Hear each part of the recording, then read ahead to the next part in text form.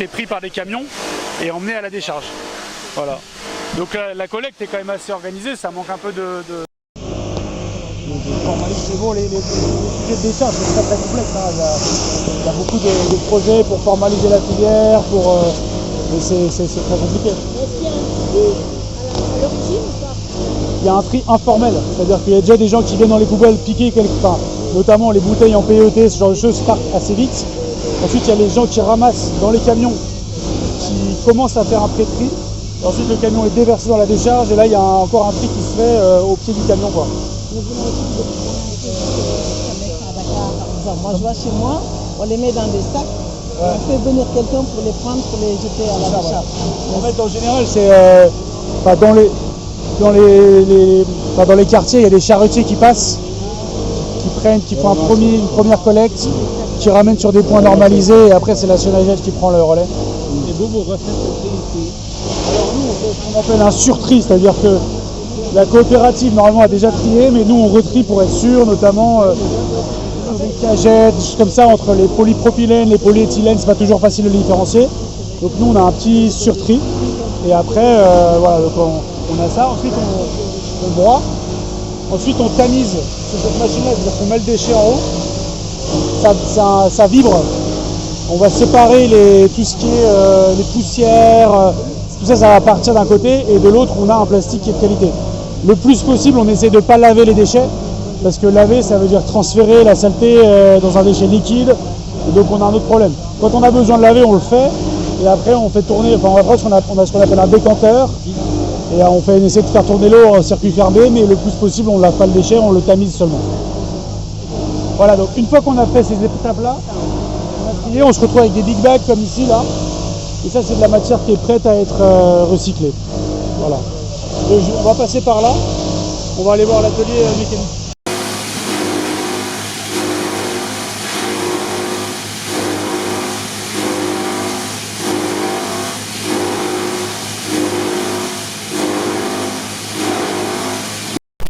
sortir la poussière.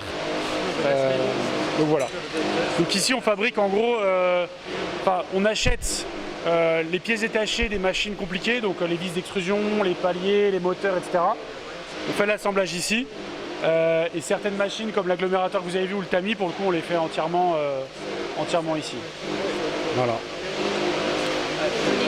Importées de quel pays ces machines sont fabriquées? C'est beaucoup en Inde, en Chine. On a une machine qui était venue de Colombie, on en a qui sont venues de Tunisie. Et après on essaye le plus possible de les refaire ici, toujours pour ces questions de faire émerger ici une filière de fabrication, de réparation. Et puis en fait nous on se considère comme une franchise, c'est-à-dire que en fait on va fournir la machine, mais derrière on va dans la durée aider l'entrepreneur à réussir son projet. Parce qu'en fait un entrepreneur, on va dire décentralisé, petite unité, ça a plein d'avantages. Ça apporte une forme de subsidiarité où dans sa communauté, dans une ville secondaire, il va pouvoir monter sa petite filière. Et voilà. Le problème, c'est qu'il y a un certain nombre de sujets qui seront durs à adresser. De la R&D un peu compliquée. Accéder à des gros marchés publics, par exemple, c'est compliqué pour un petit entrepreneur. Voilà.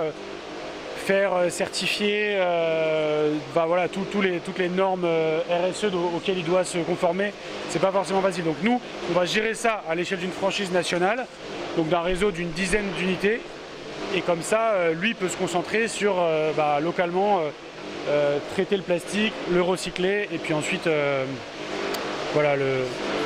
Est-ce que le bruit ne gêne pas le voisinage?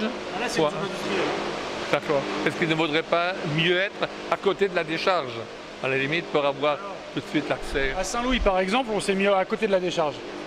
Ici, en fait, c'est, comme je vous disais, c'est un centre de recyclage, mais c'est surtout un centre de formation, de R&D, et c'est un showroom. C'est-à-dire qu'en fait, ici, on est à 10 minutes du plateau, et le plateau, c'est toutes les agences de développement, tous les ministères, voilà, tous les centres de décision. Donc en fait ça permet qu'on soit directement, voilà, pour nous c'est plus important. Et après nous on a un autre avantage, c'est que sur le poste, c'est une zone industrielle quand même.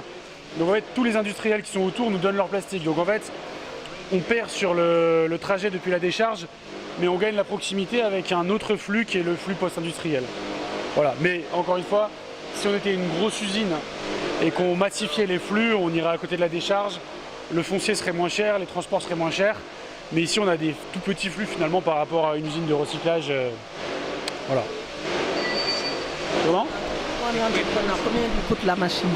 Alors, les projets qu'on fait, c'est entre 50 000 € et on va dire 250 000 € en fonction de la configuration. Donc à Saint-Louis par exemple, c'est 3 conteneurs, donc un 40 pieds, 2 20 pieds, avec, on peut traiter différents plastiques, il y a de l'extrusion jusqu'au produit fini, il y a un système de traitement des eaux, il y a 100 mètres carrés de panneaux solaires pour alimenter l'unité, et le tout est parti d'un terrain vague à côté de la décharge.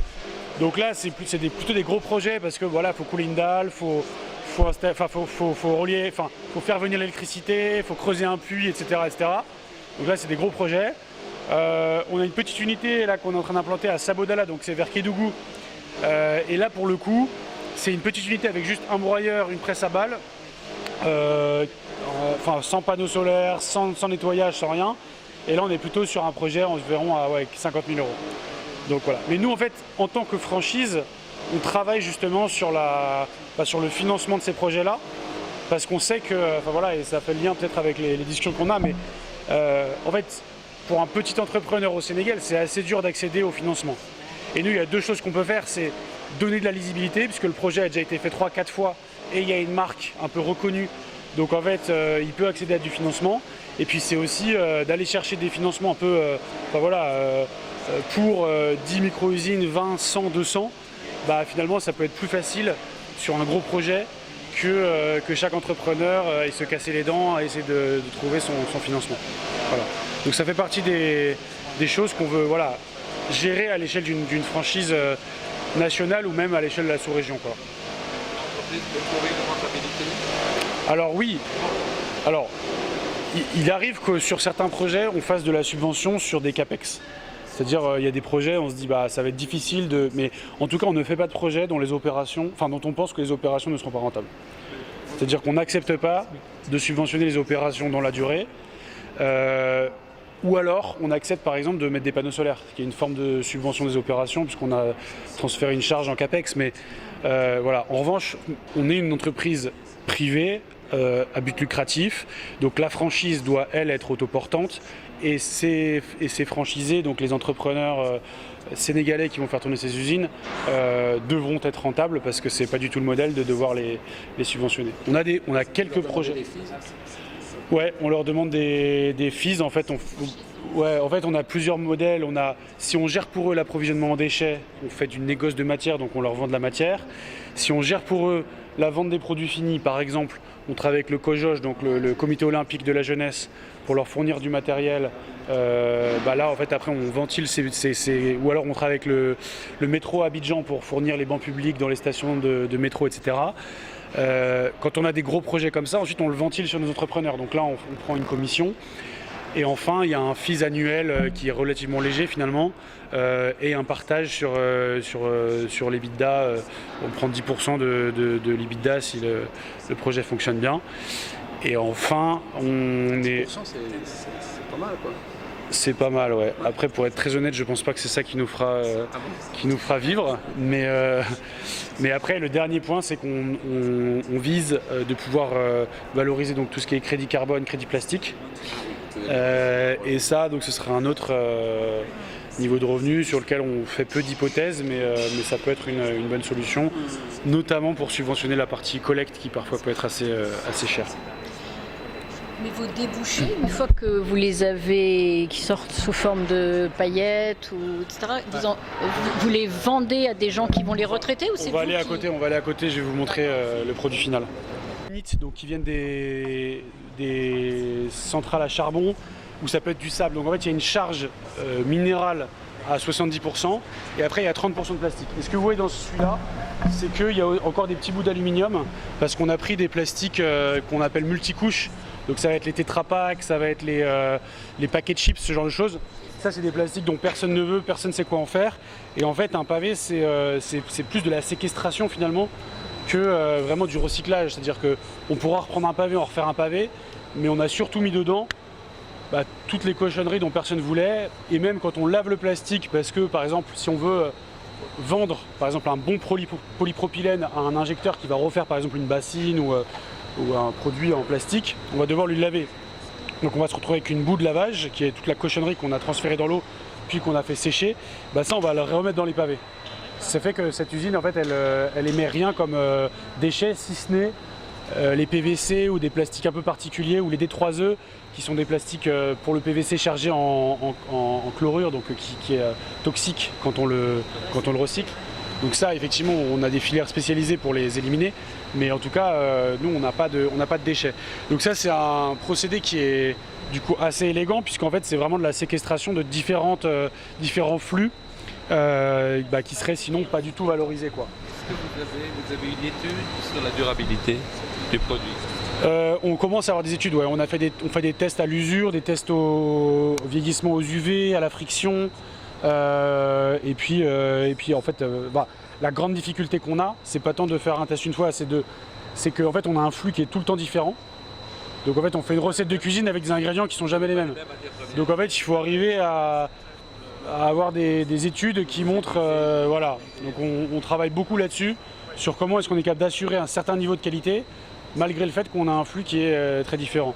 Quel en est l'usage? Pardon. Là c'est un pavé trottoir, mais ça on peut faire rouler des camions dessus. Hein, donc vous verrez dans Dakar, vous avez des pavés partout sur les trottoirs, dans les rues. Donc ça voilà, Ça va s'éroder quand même au bout d'un moment. Ça va s'éroder pas plus que du ciment quoi.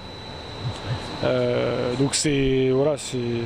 Et combien en transfo, c'est combien de kilos de déchets imaginés? Je crois que c'est. Alors si je vous dis pas de bêtises, je crois que ça pèse 3 kilos. Donc vous avez 1 kg de plastique par pavé et vous avez 37 pavés par mètre carré. D'accord. Donc ça vous donne un peu une idée. Par rapport au pavé de béton, c'est quel poids? Quel poids? Je sais pas vous dire. Je sais pas vous dire, mais les caractéristiques sont bien meilleures.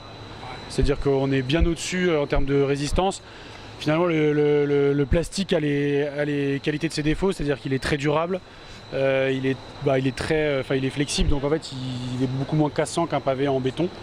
Donc voilà. Donc ça c'est le. Faire tomber par terre, il casse pas. Ouais, normalement. Si je